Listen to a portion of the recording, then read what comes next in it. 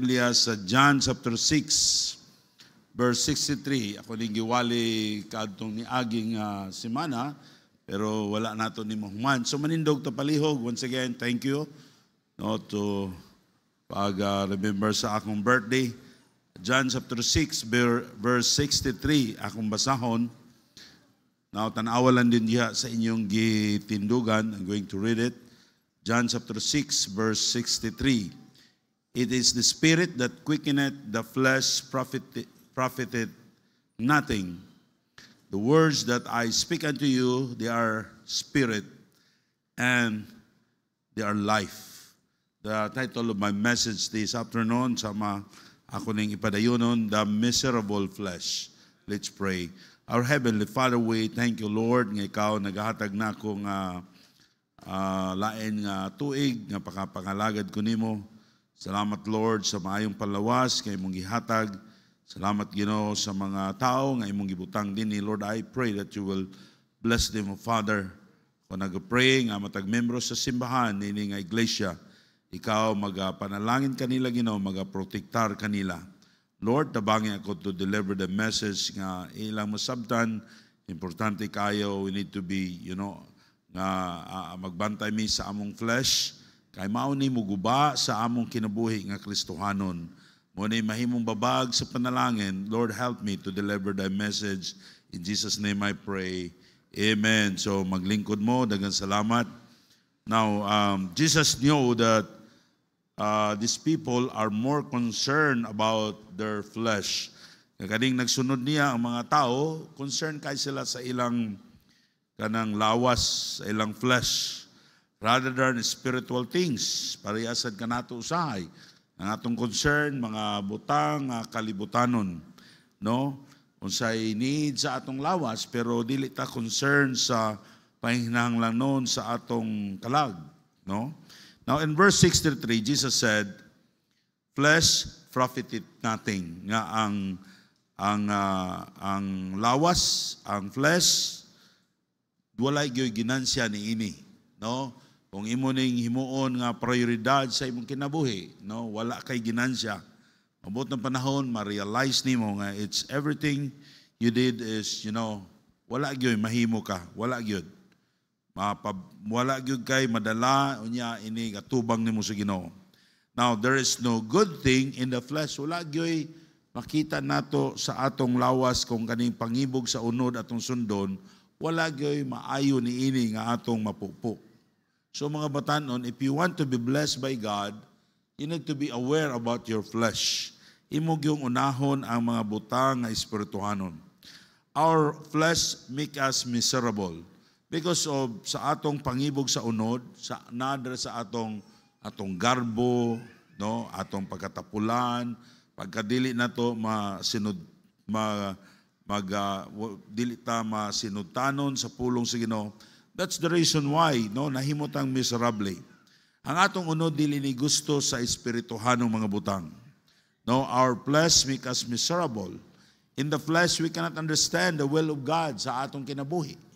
No, kung doon na itugot sa Ginoo sa atong kinabuhi, kung tawhanon ang atong pagsamot, we question God. Lord, why? Pagkaanat-angano man ng Ginoo, di ta ma-discourage ta. Pero kung ato yun ang ibutang sa espirituhan ng mga butang, unsay nahitabo sa imong kinabuhi, imong pasalamatan ng Ginoo. Amen? Because sometimes, ang atong gitutukan, atong flesh, mga butang nga kalibutanon, ang atong tumong ng kalibutana. Ang Ginoo, wala siya mohikaw mga material nga mga butang. Pero ang Diyos, nagtanaw siya, kung tagaan ka niya sa mga material nga mga butang, unsa ka, di ka mo palayo sa Ginoo, di ka magpasagarbo. So muna importante kayo ni siya nga ato ni nga masabdan. The flesh cannot please God. In our flesh who hinder us to follow the will of God. Now, every day we need to fight in our flesh. Kada adlaw atong awayo ni atong flesh. No, di taganahan mo simba, di taganahan mo hatag. Ang atong flesh gusto ta magpasigarbo ta. The flesh profiteth nothing, and there is no good thing in the flesh, but spiritual things is life. Kung sa verse itong ibasa, spiritual things is life. Our flesh is selfish. Our flesh does not want to support mission, right? Our flesh di ta gusto mga lagad sa Ginoo.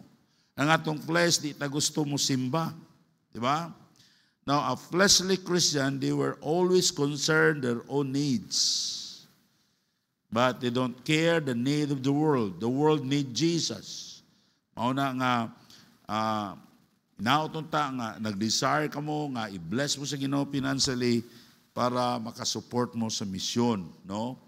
I always thank God for those Christian nga members sa atong church, no, nga nagtabang mo sa buluhaton sa Ginoo. Now, there are 4 goals in the flesh that we cannot accomplish nga useless lang, sayang lang. Number 1, the flesh cannot satisfy.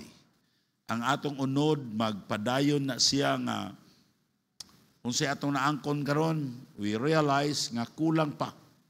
Kulang pa. No, bisag unsaon nimo paningkamot ang flesh. Kani imong pagkagwapo, pagkagwapa, kulang pa. You long for more. Ang imong kwarta kulang pa kung naghimo kag sala. Magkadako ang stages sa sala. Hantod mapreso ka. Kay the flesh cannot satisfy. Now the labor of the flesh fails. There's nothing wrong when you are working hard not to earn more money that you can give more for mission and for your family. But there's something wrong when you are working hard to satisfy your flesh. Para lang sa kaugalingon nimo, there's something wrong. Na Ecclesiastes chapter 5 verse 10, he that loveth silver, review lang ni nato ha, shall not be satisfied with silver, nor he that loveth abundance with increase. This is also vanity. Ang atong paningkamot, mapakyas na siya para lang sa kaugalingon. Yung ka, pastor, gusto ko ma-eskwela, kay gusto ko mahiyahay ko, gusto ko mo-travel na ko, daghang ko kwanta, mapakyas ka. Pag naana ka na, mingon siya, maura man na yapon. You long for something. Pero mga lagad ka sa Ginoo, you are satisfied when you give your life to the Lord. Bisag, bisaog pitos, pero doon na kay kalipay sa imong kasing-kasing. Now, number 2, the lust of the flesh fails. The lust of the flesh never satisfied. The more ang tao mutugyan sa iyang lawas sa pagpakasala, the more siya magtinguha sa grabe nga pagpakasala. Because the flesh never satisfied. Kung dili ka muundang sa imong sala karon, guyuron ka sa imong unod sa grabe nga klase nga sala. Hantod, mahimo kang miserable. Wala na, hindi na ma-repair ang imong kinabuhi. So get right with God. Amen? Young people, kung nag-atubang mo sa temptasyon sa inyong kinabuhi, maybe unsa nga sala inyong gitaguan, get right with God. Pangayog, pasaylo sa Ginoo. Sunda ang Ginoo. Kung ang imong unod mo, imong sundon, magdako, mag-increase, ang imong gusto ka masatisfied ang imong flesh? Never. And then, letter C, the learning of the flesh fails. Now, the world today filled with smart and wise people, but they cannot solve the problem of this world. Even our nation, daghan na kayong mga bright nga mga tao. There's nothing wrong kung magstuon ta, mag-eskwela ta, para magamit ta sa buluhaton sa Ginoo. But do not trust your flesh. Ayaw pagunahuna nga mas bright ko, mas dili ko maminaw ni pastor, mas maayo ko niya kay dako ko, kuang ko, unsa ka diha, unsa imong kurso na human. No, you are wrong. Do not trust your worldly education. Ayaw pagsalig ang education, walay sayop. Ayaw ko niyo yung lain nagsabot. Now, ang atong mga bata, ato ni silang giampuan, ato ni gi-encourage sa pag-eskwela. But, ginikanan, ayaw mo pag-insulti, ayaw mo pag-unahuna, nga ang inyong mga anak, maayo na sila kabutang, kaya nakahuman sila eskwela. No. You need to teach them the Word of God, to follow the Lord, to be holy, to depend upon God, to trust the Lord. Bisag unsa pa ka bright nimo, bisag unsa pa ka, unsa nahumanan nimo, Kung imo nang gisalikway, mawala na ang humility nimo, imo nang gipahikling ang pulong sa Dios, you feels. Wa gyud ka, pildi ka ni ana. Importante kayo nga ato yung ipataas ang Ginoo. Ipataas ang pulong sa Dios. Now letter D, the lifting of the flesh feels. Natao tanining kalibutan nga gusto kitay sundon, right? Kitay maguna. Di ta gusto maulahi. Muna, maningkamot sa tagpost sa Facebook nga nasuroy ta, post ta sa mga atong lakaw, paigsoon ko sa Ginoo. That's about flesh. Amen? Amen ba mo? Ayaw mo pag-awat niya na, ayaw mo pagpaningkamot nga magpataas mo sa inyong kaugalingon.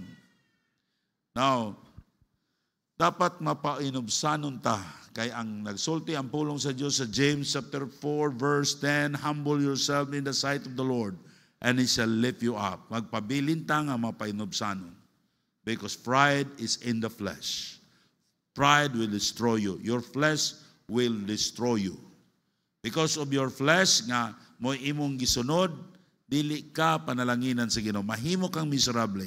Speak not evil one to another, brethren. Speak it evil his brother and judges his brother. Speak it evil of the law and judge it the law. But if you judge the law, thou art not doer of the law, but a judge.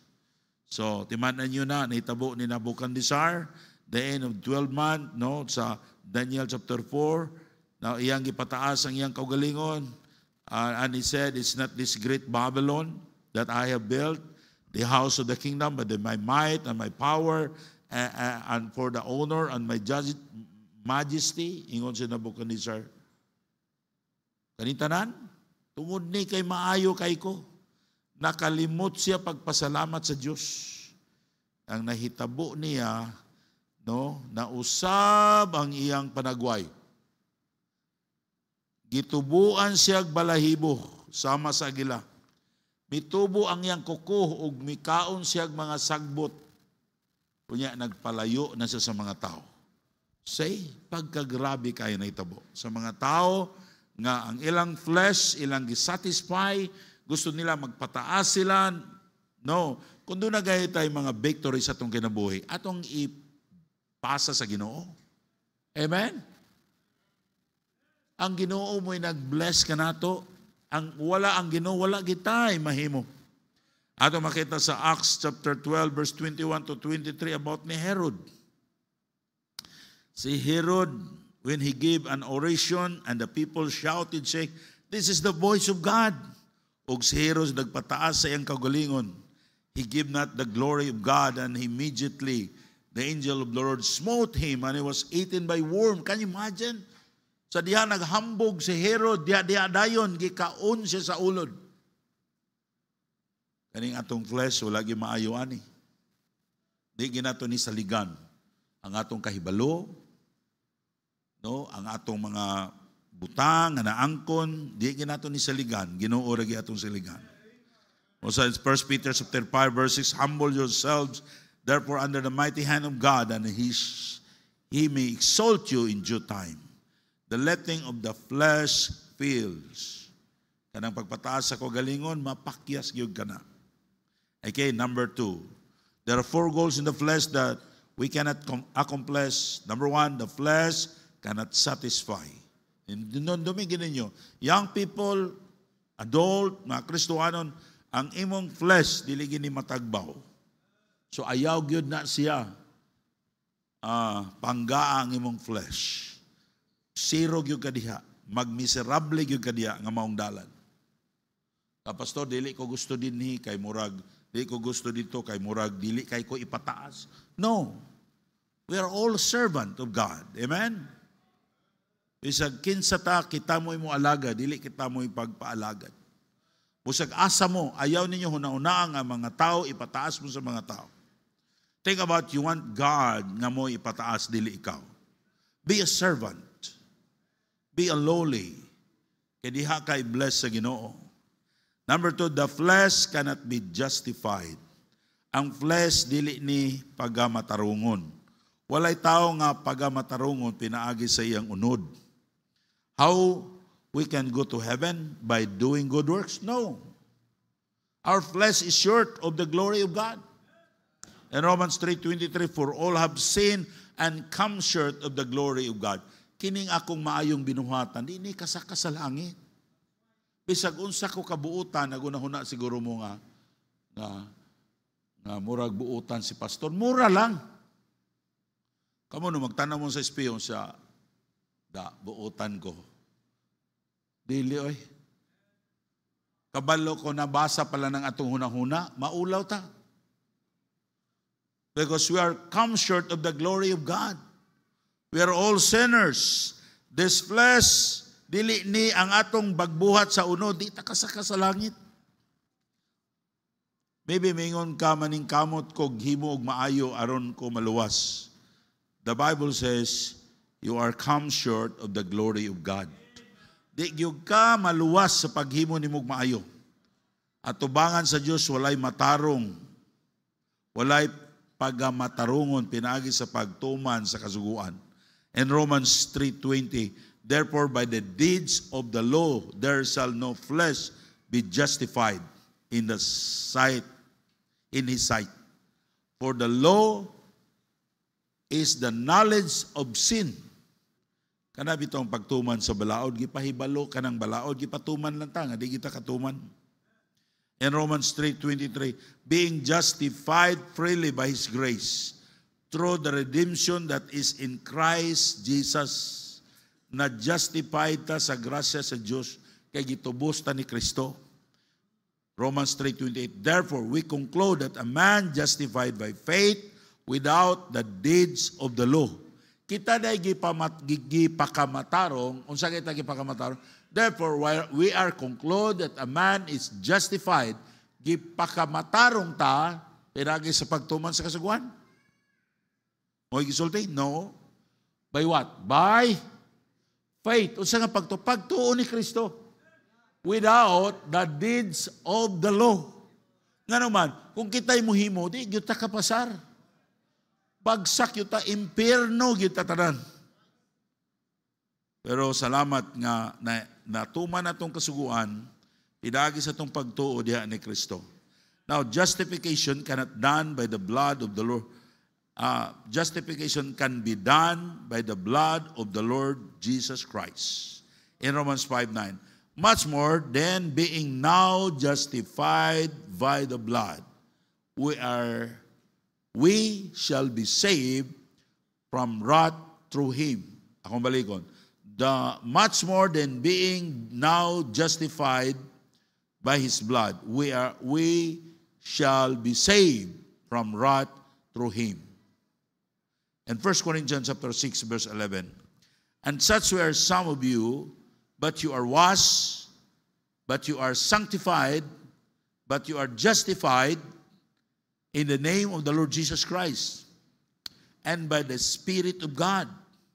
Walay tao nga makaadto sa langit, pinaagi sa pagbuhat o maayo. Apan pinaagi sa pagtuo o pagdawat ni Jesus Christ na imong bugtong o personal nga manuluwas. Ang pangutana, kinsa may inyong gituhuan karon nga makaluwas? Ang paghimog maayo? Kung ang paghimo nimog maayo nga imong gituhuan nga makaluwas nimo, in other word, you trust in your flesh. Ang imong flesh dili nakaadto sa langit. Apan ang tuhuing nga makaluwas nimo is the Lord Jesus Christ. Saligi siya, dawata siya, nga imong bugtong og personal nga manluluwas. And then 1 Corinthians chapter 6 verse 11, and such were some of you, but you are washed, but you are sanctified in the name of the Lord Jesus by the Spirit of God. So there are 4 goals in the flesh that we cannot accomplish. Number 1, the flesh cannot satisfy. Amen? Ang pangibog sa atong unod, di gina matagbaw. Ang atong unod, maghatag nagmiserable sa atong kinabuhi. No? Muna, importante kayo, unahon na itong mga espirituhanong butang. Mao na'y mulungtad, muna'y gusto sa Diyos, nga ato siyang unahon, ang mga espirituhanong butang sa itong kinabuhi. Number 2, the flesh cannot be justified. Ang atong unod, di gyud ni, sa atong paningkamot, di gyud ni makasaka sa langit. Di gyud ta makapatarungon ini. Number 3, the flesh cannot be sanctified. No? Dili gini mabalaan. Now, sanctified means pagkabalaan. Now, what is the difference between justification and sanctification? Justification, pagkamatarong. Okay ba? Sanctification, pagkabalaan. So may diferensya, anak, pastor.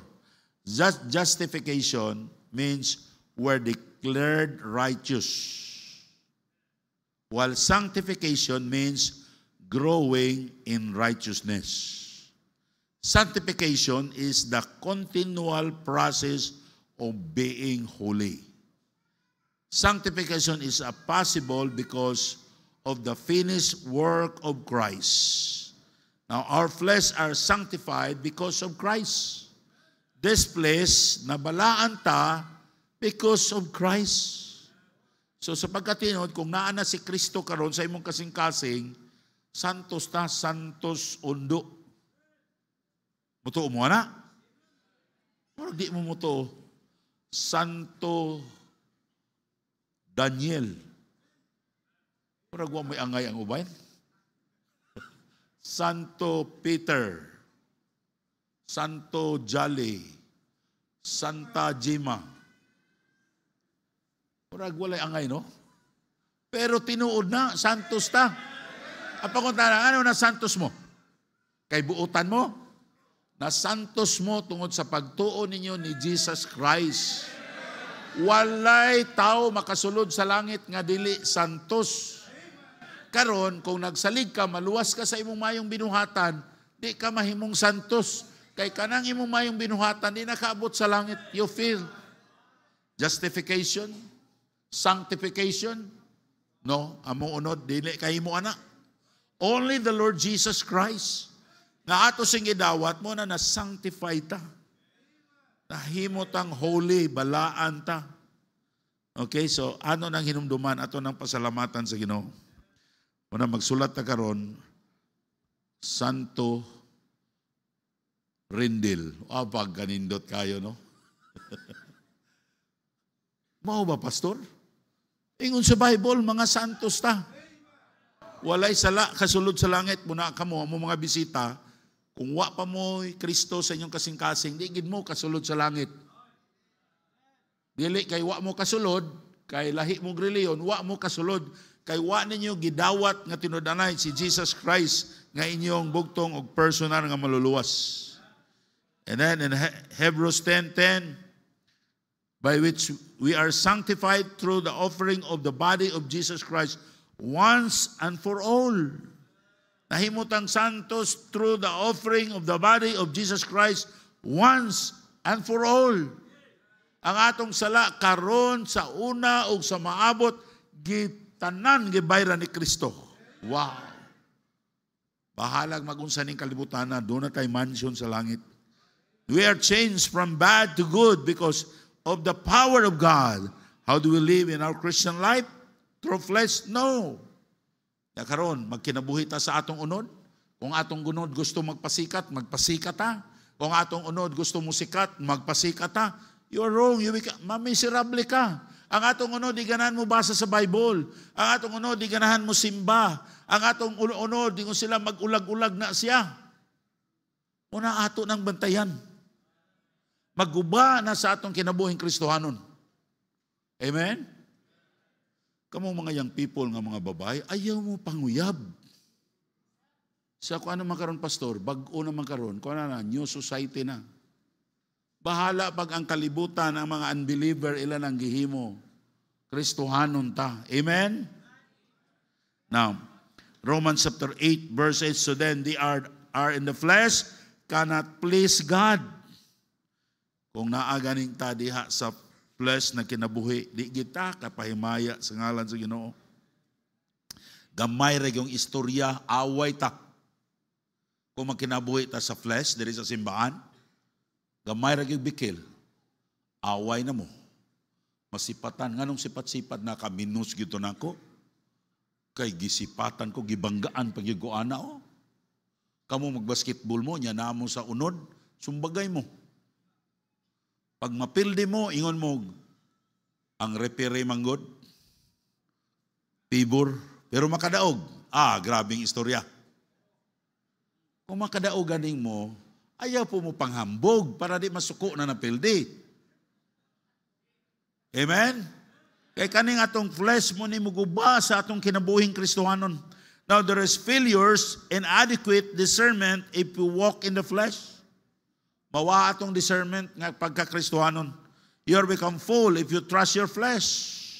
Don't trust your education doing the work of God. Don't trust your instinct to do the will of God. Don't trust your experience doing the will of God. Don't trust your own strength to do the will of God. But have faith in God by trusting Him. Ayaw gyud ibasi ang imong ka-bright. Maingon ka ako, muasinso ko kay bright ko. Ibasi gyud diha sa Ginoo. Okay? Now, if you make a prayer kanang mag-ampo ka aron daghang kag kwarta para gastuhon sa imong flesh, di na mo epekto. No? Si Samson, nadakpan siya sa iyang kaaway and he became a miserable person because he trusted his own strength and his own discernment. Ang iyang unahuna, he can do his task to defend Israel even without God. Si Samson dako, himsog, kusgan nga tao. Pero tungod kay nagkinabuhi siya sa flesh, wala-wala ang iyang kaalam, wasay utok. Can you imagine kapila na siya gibinuangan ni Delilah? Nibalik lang yapon siya. Tanawan nyo, basahan yung life ni Samson. Kusgan kaayo. Gitagaan og strength, supernatural nga gahom sa Ginoo. Dapat manggialamon siya. Pero nawa niya ang iyang kusog, nawa niya ang iyang kaalam. Nga naman, kay nisalig siya sa iyang flesh. Kita ganing mga Kristohanon, bisag unsa ang atong experience, padugay na tang Kristohanon, nakabalo na ta sa Bible, musalig ay ta sa atong flesh, mura ta Samson, mawa ang atong utok. Kamu pa to? Gigapos na ni Delilah, giunsa na gihimo ni Delilah. Samson, mata, bungkab, iyak-iyak na po si Delilah. Dili giday ko ni mulab, kay wa ka musulti sa akong sekreto.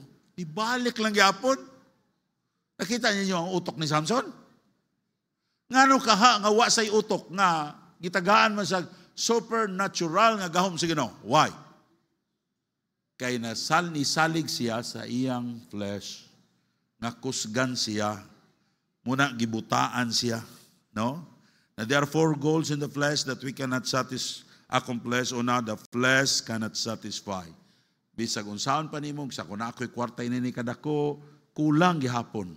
Sige lang kulang. Walay katagbawan ng flesh. The flesh cannot be justified. Ang flesh dili ni atong trabaho, dili ni makaluwas nato. The flesh cannot be sanctified. Katapusan. The flesh cannot multiply. God wants us to multiply. God's desire to every Christian to reproduce. Gusto sa Ginoo nga mubunga tag makalag diha sa tiilan sa Ginoo. Apan ang atong unod mupugong nis to reproduce the Holy Spirit cannot work in our flesh. The flesh cannot multiply. In Galatians chapter 6 verse 8, for he that soweth in the flesh shall of the flesh reap corruption. But he that soweth the Spirit shall of the Spirit reap life everlasting. Kung kita gani mga katauhan sa Dios, aron mo bunga ta, magkinabuhi ta diha sa Espiritu. Dili ta magkinabuhi sa atong flesh. Kaya kung magkinabuhi ganita sa atong flesh, dili gud ta magmabungahon. Now it's impossible to have real fruit that you walk in the flesh, for he that soweth the flesh shall of the flesh reap corruption. Okay? Now, to reproduce, it is a matter of genetic. God's creation will produce according to His kind. Flesh produces more flesh, but Spirit produces life. So, itang mga Kristohanon, atong bantayan ang atong flesh. Kung magkinabuhi ta nga espirituhanon, mubunga tag mga kalag. Our flesh will fail us. There is no good thing in our flesh. Our flesh is faulty. Dunay sayop sa atong flesh. If you are looking to be saved by your flesh, by doing good works, you cannot go to heaven. Jesus said, I am the way, the truth, and the life. No man cometh unto the Father but by me. Your good works is not enough to save you, but Jesus Christ is the only way to be saved. How to be saved? You cannot be saved unless you know that you cannot save yourself and start believing Jesus and calling His name to save you. Di lang tao di maluwas, kung di siya kabalo, nga di siya kaluwas iyang kaugalingon. Kung nagunaw na ka, maluwas ka sa imong paningkamot, tigib ka maluwas. Ano ang tao maluwas sa Ginoo? Because ni surrender siya. Ningon siya, Lord, I cannot save myself. Lord, I'm a sinner. Lord, muadto ko sa imperno kay makasasala ko. That's the time nga ang Ginoo muluwas nimo. That's the time nga madawat nimo ang kinabuhing dayon. The Holy Spirit will not work if we are walking in the flesh. What I'm going to preach, kung magkinabuhi ko diya sa unod, bisag magwali ko, gi ko mahimo. When I'm going to preach in my flesh, God will let God's presence will go away. When I'm going to pray in my flesh, God will not hear me. No, when I'm going to work hard in the ministry, but motivated by flesh, I am empty-handed. The flesh cannot multiply. Now, what the Bible says about the flesh. What must I do that my flesh, ako makontrol ni? We must die daily in our flesh. Amen? Christian, dapat ang atong flesh mamatay kada adlaw. Saan man ni pastor mamatay? That's the spiritual term na ipakontrol nimo sa balang Espiritu Santo. In 1 Corinthians chapter 15 verse 31. 15:31, I protest that your rejoicing which I have in Christ Jesus of our Lord, I die daily. Now, if you want that God will bless our lives, your life, panalanginan sa Ginoo, ang imong kinabuhi, panalanginan sa Ginoo, we must die about the things in the flesh. Kinahanglan mamatay ta sa unod-nun nga mga pangibog. What are the things in the flesh? Sa man ang mga butang diya sa flesh? Pride of life. Lust, not willing to give permission, kanang hakog ta. We must die daily for those things. Apostle Paul said in Galatians 2:20, ingon siya, I am crucified with Christ, nevertheless I live, yet not I, but Christ liveth in me. And the life which I now live in the flesh, I live by the faith of the Son of God, who loved me and gave Himself for me. Now, kining atong flesh, kung ato nang iampo sa Ginoo nga mamatay ni, i-crucify ni, kuyog ni Kristo, ang magmadaugon ta sa atong kinabuhing Kristohanon. Now, there's a struggle every day sa atong Christian life. Sa atong flesh o sa atong espirituhanong kinabuhi. Doon na struggle. Ang mga Kristohanon nga sige kapilde sa ilang flesh, mo'y nagdumala nila, mahimo kang miserable. Now if we are crucified with Christ, mahimot ang madaugon sa atong kinabuhing Kristohanon. But to crucify yourself, you can do it alone. Di ka kahimo. Sulay kunog ilansang imong kaugalingon. Di ba? Di ka kalansang? Di ba ninyo malansang ang kaugalingon ninyo? No? How to crucify yourself? For example, kuha kag lansang. Ilansang ni mo imong tiil. Ingon man sa Bible, no? No? Sa Bible, I am crucified with Christ. Nevertheless, I live, yet not I, but Christ liveth in me. Panalitan, magkuha kag lansang, ha? Ilansang ni mo imong tiil.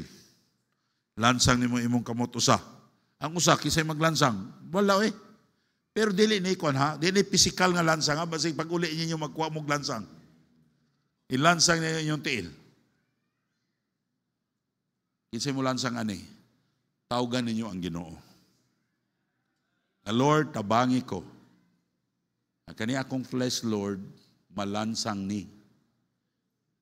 Kay kita nga tao, ingon sila nga, sila ka ng Ilonggo, tikalon man na.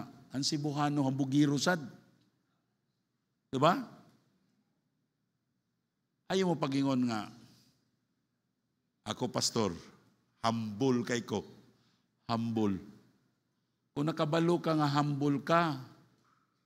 Nagpasabot lang na nga muna sinugdanan sa imong garbo. Ha? Mag-away bito ng bata, sila tanan, sakto. May ano ba? Siya guna, siya maguna. O sa mga dagko eh. Kung naay away, tanan, sakto. Why? Because nobody wants to accept the fault. Kaya nga naman, because of pride. Amen? Now, sa diha nga murag, lagot kay ka, gusto ka mo balos, mingon kag, walay sukod sa balos, flesh na. Amen? Sa unod na, muadto ka sa imong kwarto, magampo ka sa Ginoo. Doon na kay kabalaka, di ka musunod sa Diyos, go to your room and pray. That's one way of, crucifying your flesh. Pastor, unsa mahitabo, i-crucify na ka akong flesh. You have victory. And God will bless you more. Bahala pa dihag mga tao. Katawan kanila. Bahala pag sikat ng iyon sa diha nga ikaw, kunong kanila. Kining ilakang yatakan. Mayingon ka, musukol na ang didaog-daog. Ayaw na, Kristohanon ta. Amen? Lisod na, lisod. Lisod ang pagsukol sa flesh. Nagtuon mayong naglisod ko sa negosyo, na unsa ni nagmiserable ang akong kinabuhi tungod sa mga tao nga nagcriticize na ako. No, you're wrong. Nagmiserable ka adto sa espeho. Kanang naong diha sa espeho, tungod ana nagmiserable ka. Right? It's easy to blame other people. Ato ka, tanaw ka.